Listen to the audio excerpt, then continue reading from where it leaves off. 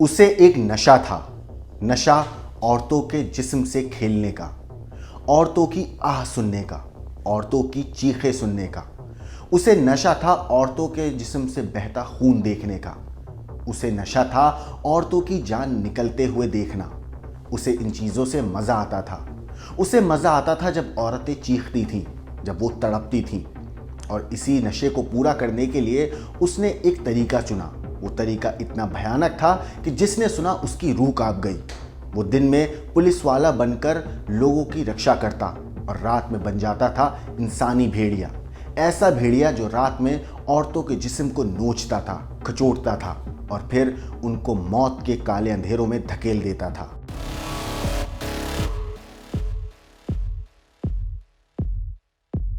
नमस्कार, मेरा नाम है मोहम्मद आसिम और आप देख रहे हैं क्राइम तक। ये कहानी है रूस के मिखाइल पॉपकोव की, जिसने 200 महिलाओं के साथ ज़बरदस्ती रातें गुजारी, उनके साथ जिस्मानी संबंध बनाए और फिर उन्हें ऐसी दर्दनाक मौत दी जिसे सुनने वालों की रूह कांप जाती है। दुनिया में कई ऐसे खतरनाक हत्यारे हुए हैं जिन्होंने इंसानियत को शर्मसार करते हुए कई वारदातों को अंजाम दिया, लेकिन ये हत्यारा इतना खूंखार था कि इसे दुनिया में मानव भेड़िया यानी कि वेयरवुल्फ के नाम से जाना जाता है।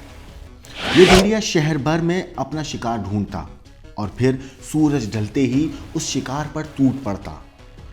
महिलाओं के सामने ये पुलिस की वर्दी पहनकर पहले रक्षक बनता और सूरज ढलते ही ये रक्षक भक्षक बनकर उनकी जान ले लेता था।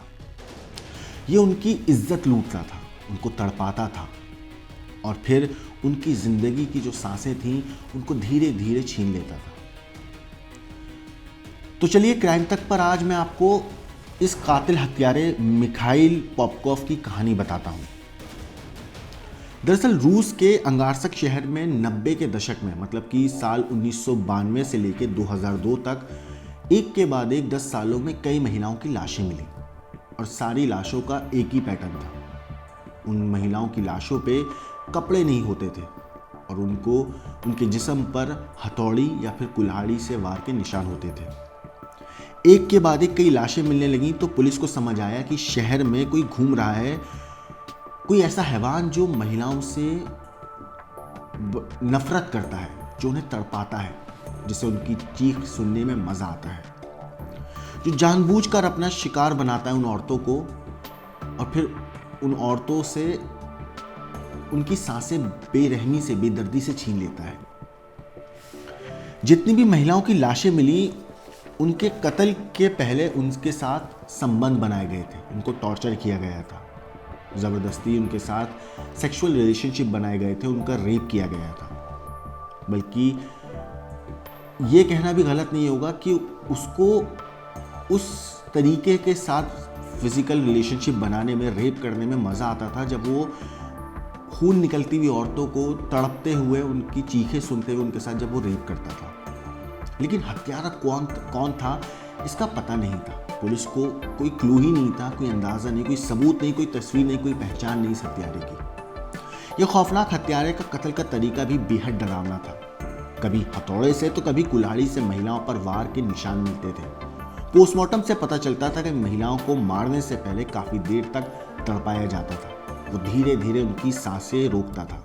मरने वाली महिलाओं की जो उम्र थी वो भी 18 से 50 साल तक थी, क्योंकि लड़कियों को ये ऐसा नहीं था कि सिर्फ एक एज की लड़कियों को ही निशाना बना रहा था। ये 18 साल की लड़कियों को भी निशाना बनाता था, 22 साल की भी, 25 साल की भी, 30 साल की भी, 50 साल की भी। ये हर किसी को, मतलब उस शहर में हर किसी को ये डर था कि उनको ये नहीं पता रहता था कि अगला नंबर कहीं हमारा ना आ जाए, कहीं हम इसका अगला शिकार ही ना बन जाए। शहर में मौत का तांडव हो रहा था।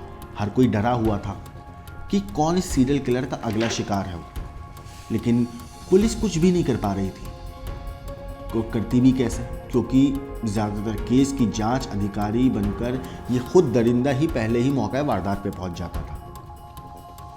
जैसे कि मैंने आपको पहले बताया था कि ये शख्स ऐसा था जिसने पुलिस की वर्दी ही सिर्फ इस वजह से पहनी थी ताकि ये जुर्म कर सके, और फिर उसके बाद मौका वारदात पे पहुंचकर ये सारे सबूतों को मिटा देता था। ये सबूत जुटाने में ही दिक्कतें पैदा कर देता था। या उन सबूतों को ऐसा मतलब कंटामिनेट कर देता था कि उस सबूत मिल ही नहीं पाते थे। ये पुलिस वाला बनकर एक रात पहले सीरियल किलर बनता था और फिर उसके बाद अगले दिन सुबह पुलिस वाला बनकर सीरियल किलर के हर केस को रफा दफा कर देता था, सारे सबूतों को छेड़छाड़ करके। एक रात पहले किए अपने हैवानियत भरे काम को ये पुलिस की वर्दी में बड़ी ही आसानी से मिटा देता था। किसी को इस पर शक भी नहीं हो रहा था, तभी 10 साल तक ये बचा रहा।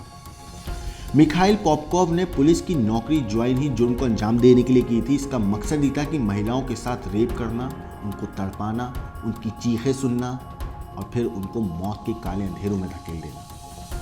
मगर आखिर ये पकड़ा कैसे गया इंसानी भेड़िया? तो आपको मैं बताऊं कि खतरनाक इंसानी भेड़िया सैकड़ों जान ले चुका था और खुली हवा में बड़े आराम से 10 साल तक घूमता रहा, मजे करता रहा।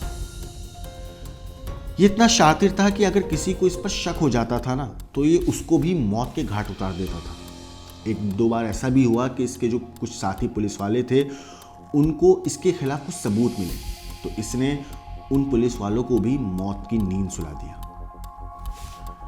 इसने उन लोगों को अपने रास्ते से हटा दिया। लेकिन कहते हैं ना कि जुर्म कभी छुपता नहीं है, और अगर कोई इंसान गलत काम करता है तो भले देर से, लेकिन वो दुनिया के सामने ज़रूर आता है। और ऐसा ही इस केस में भी हुआ। इसके दरिंदे के अंत की कहानी शुरू हुई इसकी गाड़ी से। दरअसल पुलिस को एक लड़की की लाश के पास से इस सीरियल किलर के गाड़ी के टायर के निशान मिले। जब एक लाश मिली जंगल में, तो पुलिस उसकी तफ्तीश कर ही रही थी कि वहाँ पे एक गाड़ी के टायर के निशान मिलते हैं। जब उस टायर के निशानों की जांच हुई और फिर हर उस केस की जांच हुई जो लगातार आ रहे थे, तो फिर एक के बाद एक कई कड़ियाँ मिलाई गईं। और फिर एक दिन ये चीज़ पता चली कि ये गाड़ी के निशान तो इसी पुलिस वाले मिखाइल के हैं। बहरहाल पुलिस की पूछताछ में इस दरिंदे ने अपनी पूरी कहानी बताई। इसने बताया कि ये कार को पहले किसी बार के आसपास खड़ी कर देता था और देखता था कि कौन खूबसूरत लड़की वहाँ से आ रही है। फिर उन खूबसूरत लड़कियों को एज नहीं देखता था, सिर्फ ये देखता था कि खूबसूरत है। फिर उन लड़कियों को अपनी गाड़ी में लिफ्ट देता था, और अगर वो लड़की इसकी गाड़ी में बैठ गई तो फिर वो रात उस लड़की की आखिरी रात होती थी। वो भी इतनी बेहद डरावनी कि उसकी मौत भी ऐसी होती थी कि शैतान की भी रूह कांप जाए। ये लड़कियों के साथ कार में ही ज़बरदस्ती सेक्स करता था, उनका रेप करता था, और फिर हथौड़े या फिर कुल्हाड़ी से उनके सिर पर वार करता और धीरे धीरे करके उन्हें मारता। जब वो दर्द से कराती तो ये उनकी तड़प देखकर खुश होता था। ये उन्हें और ज़्यादा दर्द देता था। वो जितना ज़्यादा तड़पती थी, इसे उतना ज़्यादा मज़ा आता था। वो जितना ज़्यादा चीखती थी, इसे उतना सुकून मिलता था। लड़कियों का रेप करने के बाद, उनको बेरहमी से मारने के बाद, ये रात में ही लड़कियों की लाश को जंगल में फेंक देता था। इसने 88 लड़कियों की हत्या की बात को तो कबूल किया था। हालांकि माना जाता है कि करीब 200 से ज़्यादा लड़कियों को इसने ऐसे ही तड़पा कर मौत की नींद सुलाया है। मगर आखिर ये ऐसा करता क्यों था? तो मैं आपको बताऊं, अगर मैं आपको बोलूं कि सोचिए कि ये इंसान अपने जुर्म को जस्टिफाई करने के लिए ऐसी बात बोलता था कि ये कहता था कि मैंने गंदगी साफ कर रहा था। दरअसल इसके जुर्म इतने भयानक थे कि रूस की अदालत ने इसे 2 बार उम्र कैद की सज़ा सुनाई, और ये हैवान आज भी रूस की जेल में बंद है। इसके हैवानी कारनामों की वजह से इसे वेयरवुल्फ का टाइटल मिला था। जिस तरीके से ये उन लड़कियों को मौत दे रहा था 10 साल तक, वो कोई इंसान नहीं दे सकता। वो इंसानी भेड़िया ही ऐसे ही कर सकता है। कोई इंसान आम दिमाग का या ऐसे कोई नॉर्मल इंसान नहीं कर सकता है, और इसी वजह से इसे वेयरवुल्फ का टाइटल भी मिला था। दुनिया के खतरनाक सीरियल किलर अब भी रूस की जेल में बंद है, जैसे मैंने अभी बताया आपको। और अपने जस्टिफिकेशन में इस राक्षस ने अपने काम को सही ठहराया था। इसने ये चीज़ बोला कि मैंने जितनी भी लड़कियों को मारा, मैंने बिल्कुल सही किया, मुझे कोई पछतावा नहीं है, क्योंकि मैं गंदगी साफ कर रहा था। इसने अपने जस्टिफिकेशन में ये चीज़ बोली कि ऐसी महिलाओं का मैंने कत्ल करके सिर्फ शहर की गंदगी साफ की है। तो सोचिए इस इंसान के दिमाग में कितना जहर भरा हुआ था। हालांकि ऐसे लोगों को तो मौत की सज़ा मिलनी चाहिए थी उसी वक्त, मगर इसको 2 बार उम्र कैद की सज़ा सुनाई गई और आज भी ये इंसान रूस की जेल में बंद है। वक्त वक्त पर ऐसे कई कातिल हुए, ऐसे कई हैवान हुए जिन्होंने इंसानियत को शर्मसार किया, लेकिन ये जो शख्स था इसे आज भी इंसानी भेड़िए की तरह ही जाना जाता है। और इसके कारनामे ऐसे थे, इसकी हैवानियत ऐसी थी कि रूस के अंदर आज भी इसके नाम से लोग खौफ खाते हैं।